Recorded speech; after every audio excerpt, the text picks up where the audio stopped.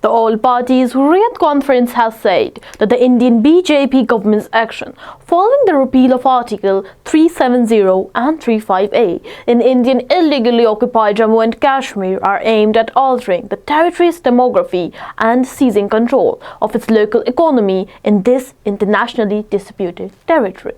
According to Kashmir Media Service, APHC spokesperson Advocate Abdul Rashid Minhas, in a statement issued in Srinagar, said the BJP-led Indian government, in collusion with the RSS, is secretly implementing its nefarious Hindutva agenda using the Indian army and police to colonize IIOJK.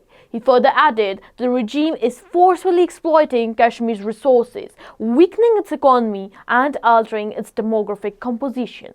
Minhas pointed out that India's colonial occupation of Jammu and Kashmir began when Indian troops illegally landed in Srinagar on October 27, 1947.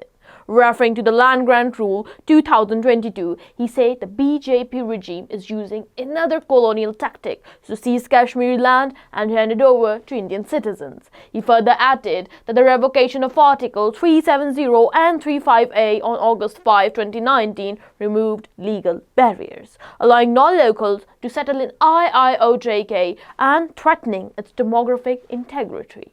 Under the guise of infrastructure development, vast tracts of fertile land are being acquired without proper compensation or consultation with the locals. This is not development, it is dispossession, he asserted. The APHC spokesperson said India is completely disregarding the Kashmir's right to decide their future in line with the UN resolutions and is relying on false narrative to divert attention from human rights violation in the disputed territory.